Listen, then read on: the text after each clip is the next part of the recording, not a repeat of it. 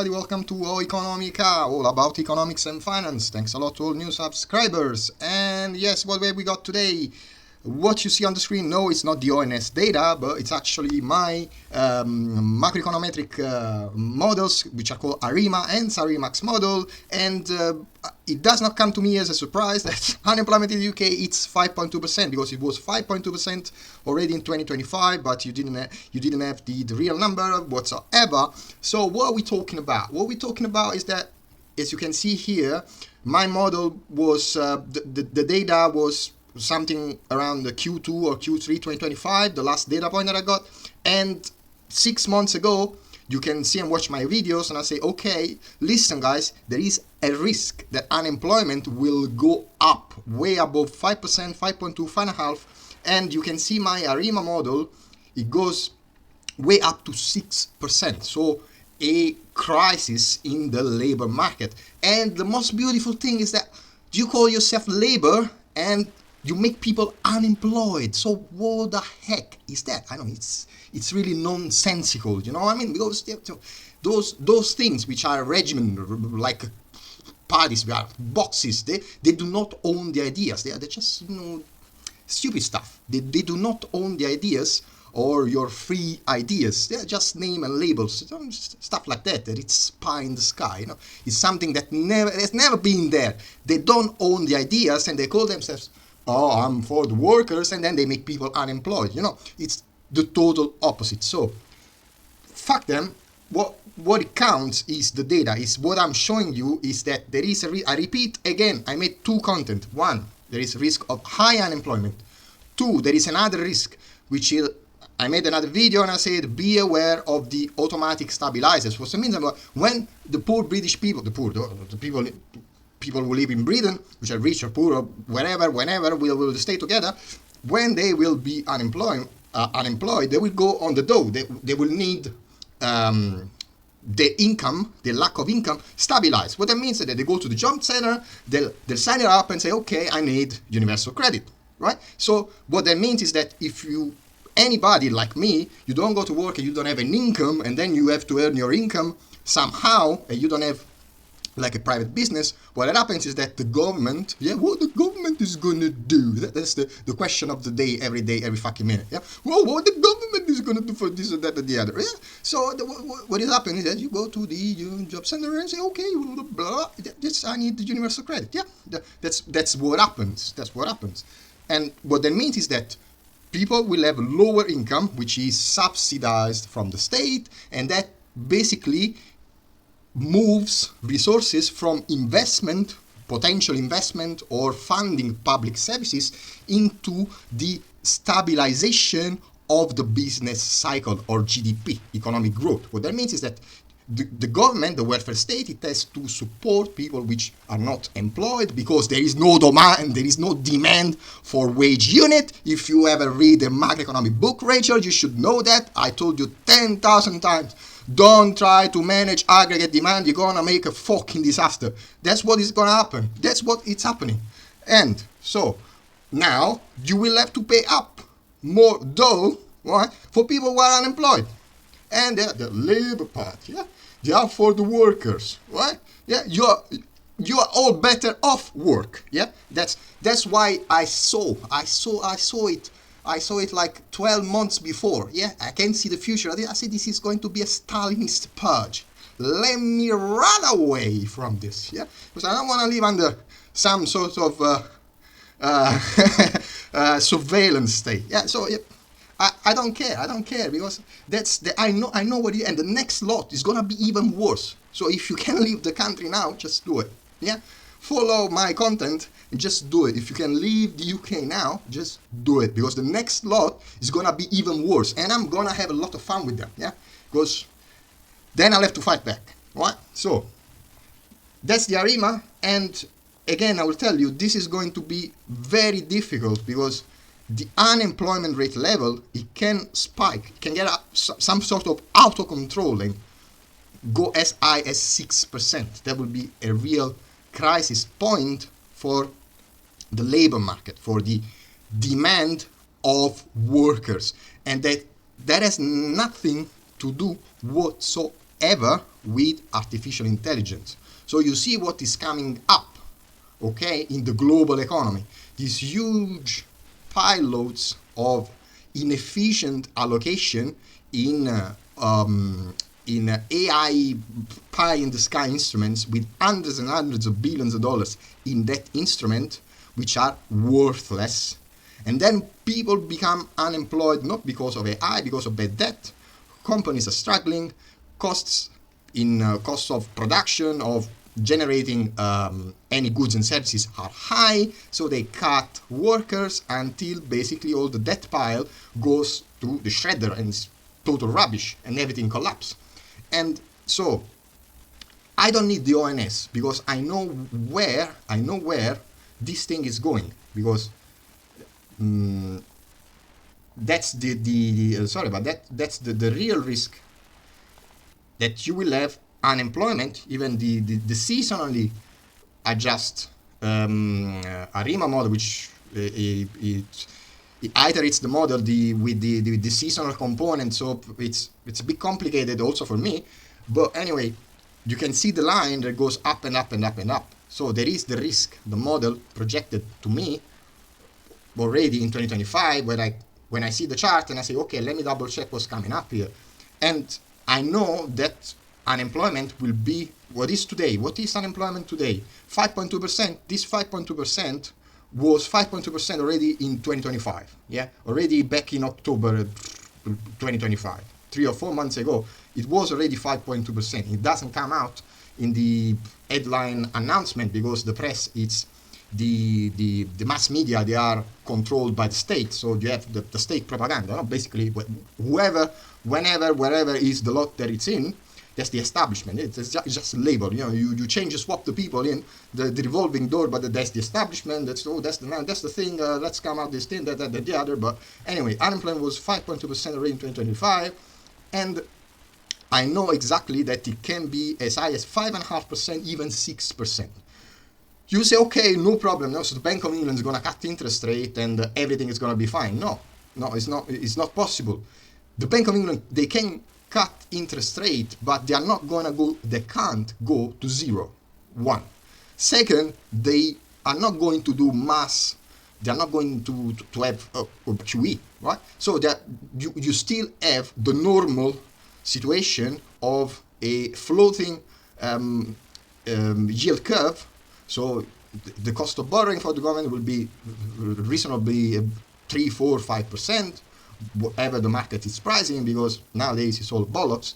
But anyway, this is going to be quite difficult, a very difficult situation if and when unemployment will continue to grind higher. Okay. So what are the we can see here how my forecast, what was my forecast, okay, just to give you a clearer picture, right? Just in case you need a pair of Specsavers, right, and you want to see it clearer, right? So unemployment, it can rise as much as 6%, right? Now these are our software iterations, so it's not it isn't strictly what actually is going to happen, but it's happening.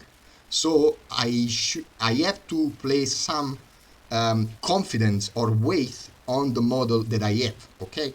But of course, I have to tell you, I do not own the truth. I do not pretend to tell you, oh, this is the truth. No.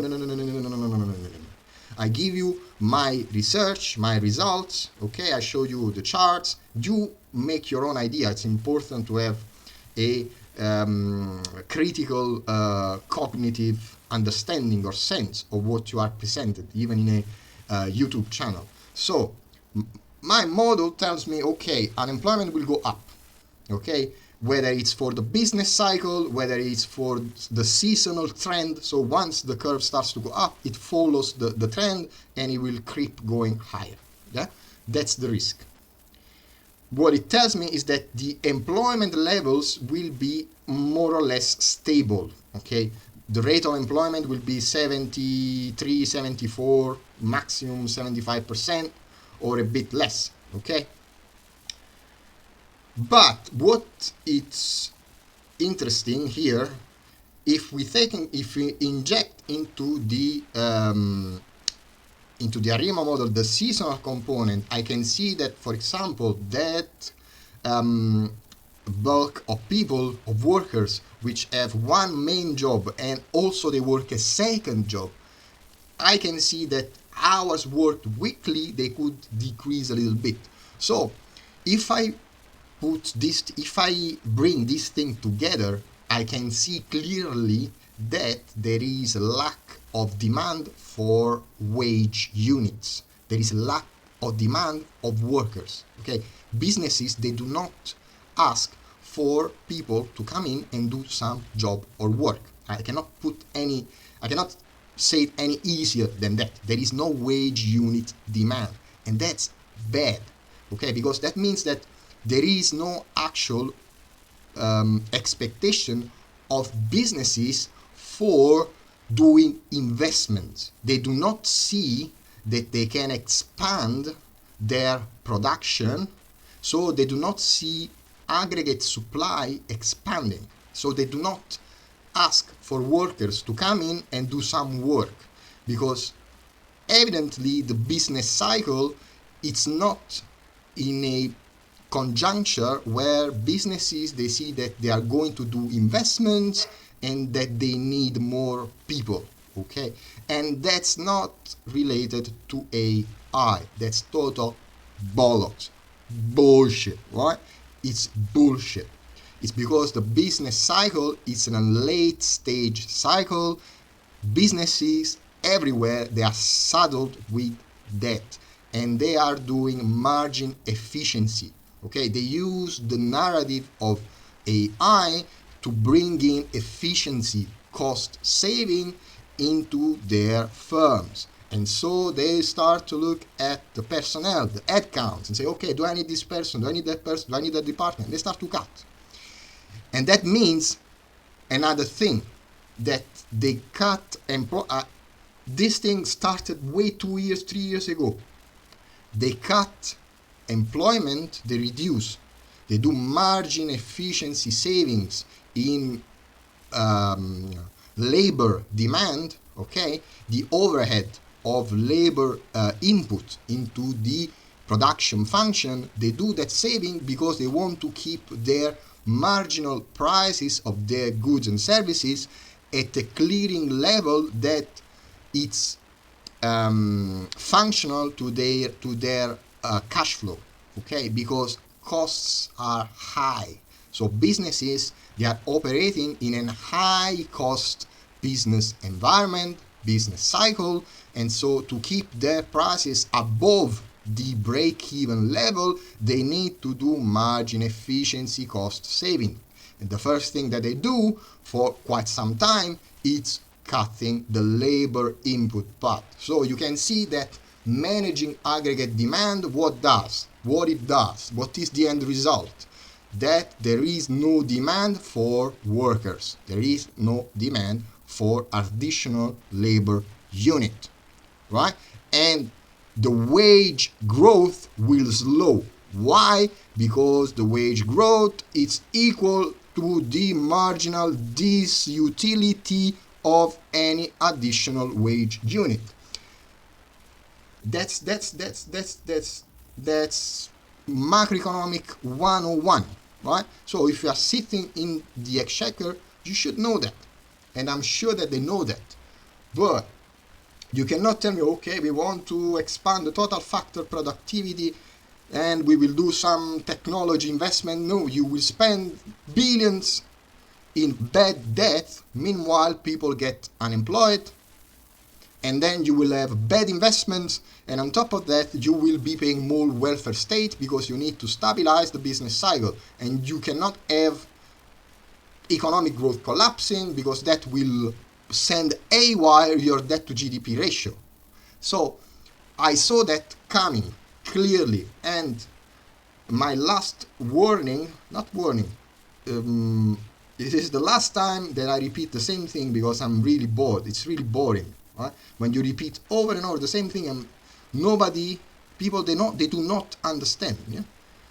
Even the worst students, you tell them the same thing over and over again, they will get around with reasoning, with cognitive abilities.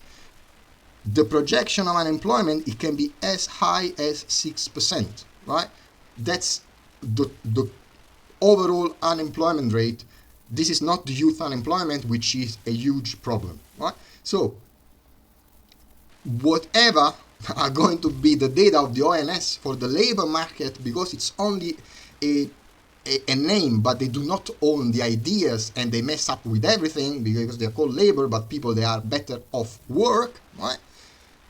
I will not be surprised. I will do other stuff because I'm busy doing other stuff. I cannot go after things that I already know where this is going to go. So you open any website, you see that unemployment rate is 5.2%. Now, what that's going to mean for the pound? What is that going to mean for the pound? I don't know. I'm not a professional speculator. I don't like speculation, but on the basis of macroeconomic theory, you may have demand for wage unit if, for example, you want to have foreign investment, your wage unit cost is lower than external wage unit.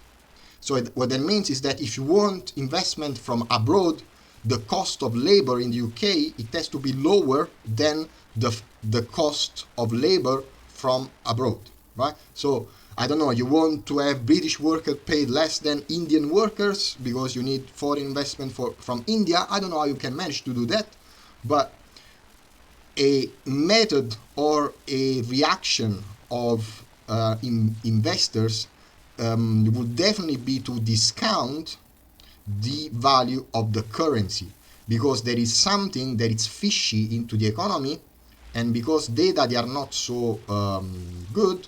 I'm sorry, but the chart doesn't want to cooperate this morning. Anyway, so we can have a broader view of the thing, a broader chart.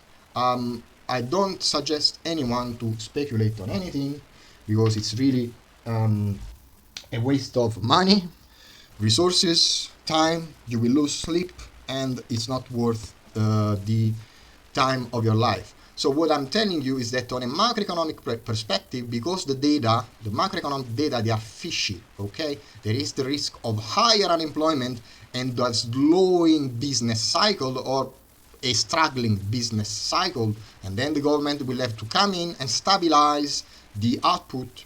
It has to stabilize GDP with the welfare state, okay? So they will have to pay the doge for people who are unemployed, okay? And you better pay up or shut up, right? Because you call labor, but you make people unemployed, so you pay up, otherwise you shut up. No, that's your choice, that's your problem, right? That's your problem now, okay? So what's gonna happen is that almost surely you must, it's a big word, there is technical probability, okay? I cannot quantify the probability, which is not a possibility. Possibility is a subjective perception of something. Probability is a statistical inference that it's quantified, okay? So there are people who still in 2026, they make so big announcements, they don't have the farthest clue between the difference between a possibility, which is in the realm of speculation and it's a subjective perception, okay, and probability, which is a statistical quantitative measure, okay? So a probability, to be a probability, it has to be quantified, okay? So what is the probability that I can win the Euro lottery? Okay, it's 6, it's a binomial expansion, or 6 of 20, what that means it's 677 million. Okay, it's 1 over 677 million. Okay, that's the probability.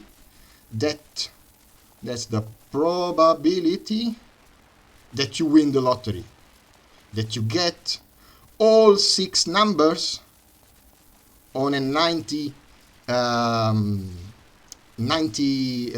numbers in total in the whole bowl of possible or probable numbers that they can come up. if you get the right streak of piss, right, of 6 number one after the other and the lucky star, what is the probability? 1 over 677 million, etc., etc., etc. That's the probability that you can win the lottery, right? So now, technically, the market, not the market, but currency FX desks like banks, institutional funds or banks, they will eventually have to discount the value of sterling vis-a-vis other currency. Why? Because they need the cost of sterling to be softer in order for having foreign direct investment, or to make the cost of wage unit less expensive than it actually is now for any foreign investor. But that, on the other end, it makes worse your balance of trade terms. So if you depreciate your currency, your country is more attracting from a wage cost unit or investment expectation cost unit, because your currency cost is lower. But on the other end, you will see that your terms of trade can worsen because you have a lower purchasing power when you are importing goods, and you have a structural trade of payments deficit. It means that you are importing more goods and services that you are exporting. So there is a trade-off in everything. So the trade-off for higher unemployment, to me, it's lower sterling value in the foreign exchange market for macroeconomic reasons.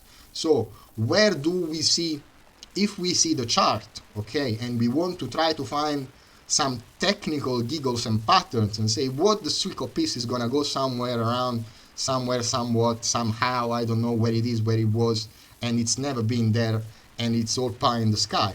But anyway, what we can do, instead of drawing lines, let's use some mathematics. So let's use some Fibonacci, right? Okay, so the Fibonacci retracement tells me that an interesting point, it's here, so it's 135. So the chart, it's on a weekly time frame, so every candle bar, it's a week, okay? It's a wage week, right? That you're going to bet on the market, right? And then you're gonna make the dough by yourself, right? So what's gonna happen, right, Mike? What's gonna happen is that you're gonna have a 135 here, sure, slam dunk. That's almost sure, right? You're gonna call up the bank and say, okay, I want to bash sterling, and they say, no, you cannot do it, and you're gonna say, oh, no, I want to bash it out, I don't fucking care, I don't care, because I'm gonna bash it out, and that's it. So we see here that the dog is barking, so you're gonna bash it out, you know. So you're gonna bash it out, and it's gonna be 135. Now, if we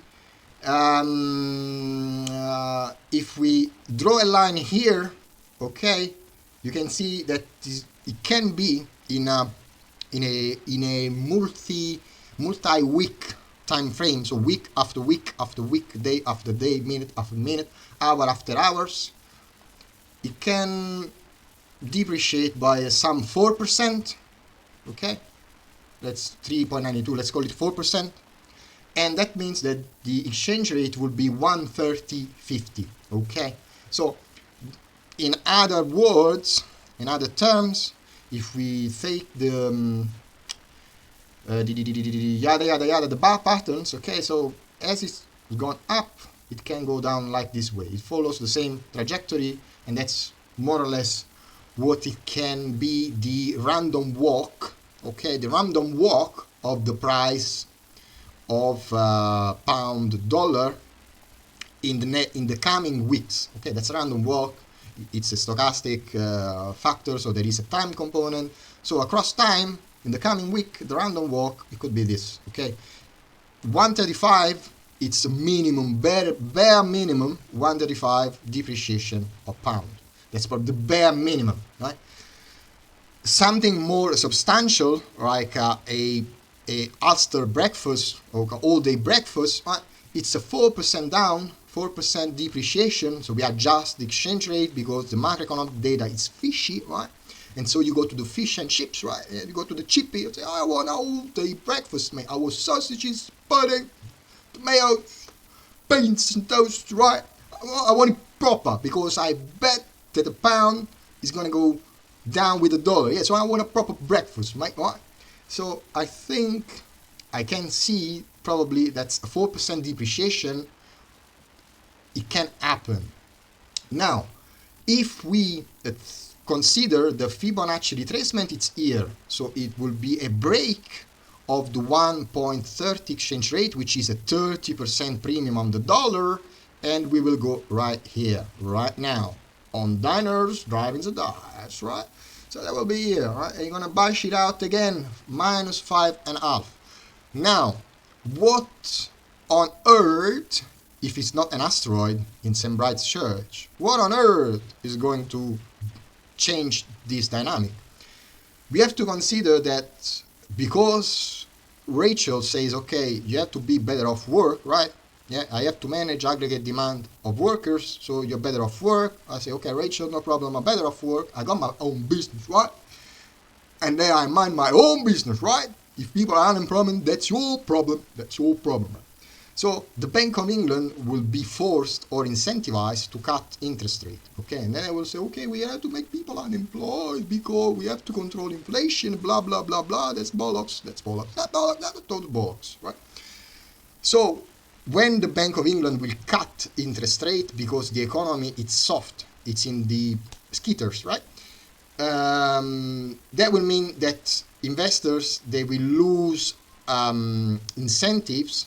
They will have less incentive of having money parked in pound because the compound interest of having sterling is not anymore 4%, is not anymore 3.5%, it will be 3% or 2 3/4. So the Bank of England going through its adjustment interest rate tool, so they will try to lower, to decrease the cost of borrowing for firms, hoping in a frictionless monetary policy transmission mechanism, right? And you have to go to CONISEC for that. So cutting interest rate, it will be a macroeconomic variable that would justify bashing the pound. So you want to bash the pound because the data in the economy, they are fishy, right? And you go to the chippy, right? And then you are waiting for the Bank of England to cut interest rate. So that will make the interest rate differential between pound and dollar questionable, let's say. Or also the Fed will try to cut interest rate. It depends. I think they will cut as well. So there are two reasons. Again, the same stuff. Fishy macroeconomic data. Bank of England will cut interest rate. So there are, because there is nothing that is certain in this world, and we are mumbling about a random walk, for sure we are going to see this week or next week 135. Okay, so the exchange rate for sure is gonna go here to 135. Then there are two questions. The exchange rate can do like this and test the 130 level. Okay, just the flows in the foreign exchange market, which depends also on firms which have to hedge currency, which need to do some currency hedging if they are buying and selling pounds and dollars or whatever is the thing. In this case, we are having a butcher of pound dollar. We will see also how pound yen is way more interesting than cable, right? Because that is going to be way more volatile. So cable exchange rate, I can see easily going to 130. So it's about 4% adjustment in the pound exchange rate value vis-a-vis the dollar, right? But if things get a bit haywire, we can have a break of the 130 and then trace down the full Fibonacci retracement to this level, which is 128 and change, right? And then from there we will see how the market is going to price this thing. But you can see it here in the RSI, how the RSI is 57, so still it's in the, technically it's pointing to some strength in the currency, but the line is pointing downwards, so you can presume somehow that it will do some downward cyclical rotation, right? Now, pound yen, it's way more interesting because the yen, it has depreciated massively. It has depreciated massively in the market. So this one, it has very nice potential of moving around, quite sizable, large movement, large volatility. You can see here how long is how long? I don't know. You tell me. So here, for how long of a time, 23, 24, 25, etc., it has been overbought. This is massively on the upside of the RSI, the relative strength, so overbought. Over the boat, right? Right. Let's see what is the mac and cheese. Oh, that's your problem, right? That's your problem. Okay. So here, we have here some very high MACD levels. Okay, they are equal to here.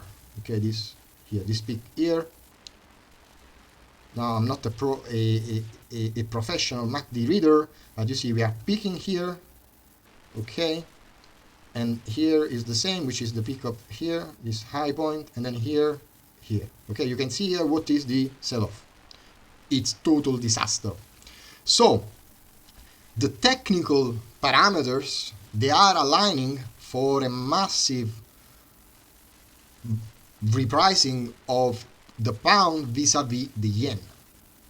Now, without making all sorts of speculative conjecture, what that means is that Japanese institutional funds, at some point, they will see, they probably will be forced in selling speculative assets, which means selling stocks and buying the currency, having a more defensive posture in stock market. So that means that appreciating, piling into the Japanese yen, because it will start to yield some compound interest, even for Japanese investors, which are Japanese investment funds. They will deleverage from other assets, which will be US stocks, and that will ripple through also the exchange rate mechanism. So a stronger yen because of the change in capital flows from risky assets, which means foreign stocks or foreign debt. There will be US treasuries or British, FTSE 100 shares. So the dynamic, it's well known. So these huge funds, they will have to sell their risky exposure to to foreign assets, not foreign assets, but dollar assets, euro denominated assets, pound denominated assets. So they will sell shares, okay? They will realize their gain or their losses, whatever they will do. And so the yen will strengthen, okay? And you can see here how this eventually, if we follow through with our only mathematical tool, which is Fibonacci retracement,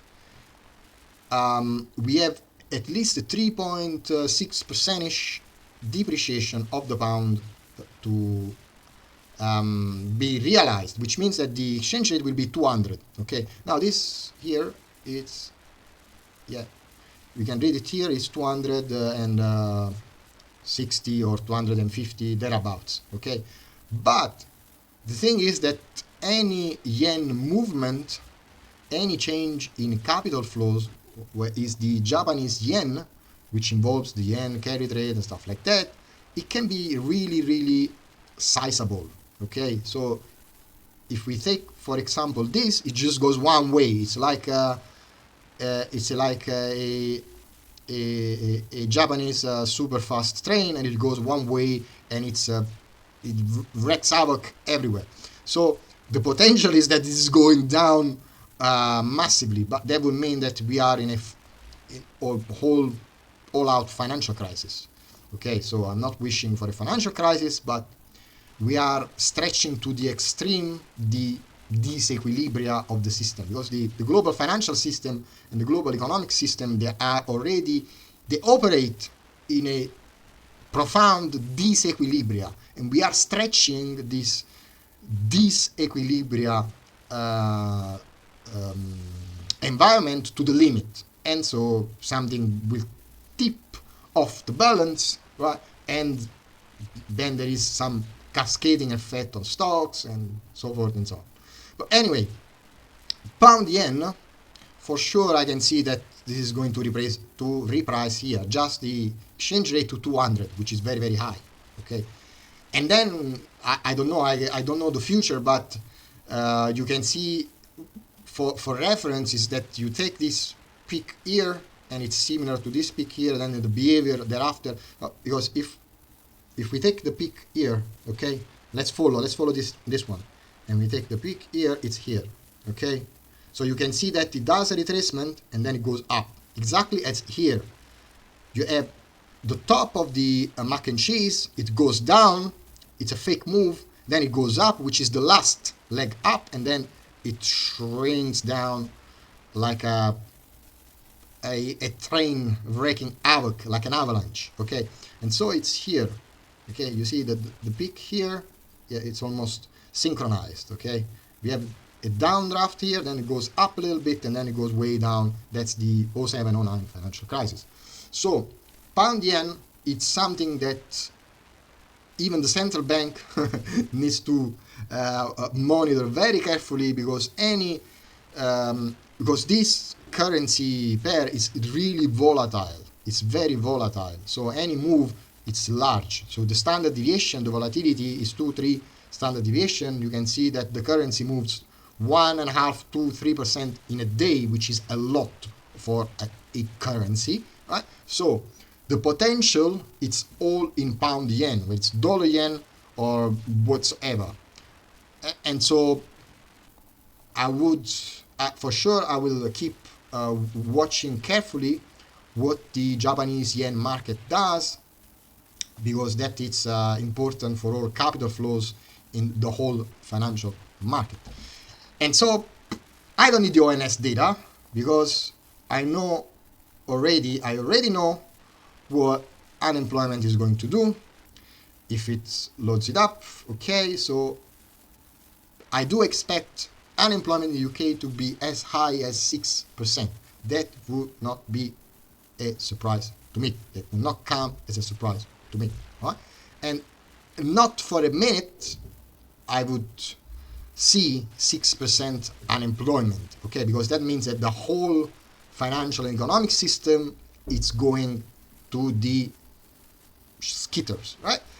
So I don't have anything else to say. I hope that my ARIMA model will be wrong, but I seriously doubt it, okay? And so I will see you in the next content with more precise macroeconometric modeling, but I'm busy doing a lot of things, as you can imagine. So I have to love you and leave you, and see you next time.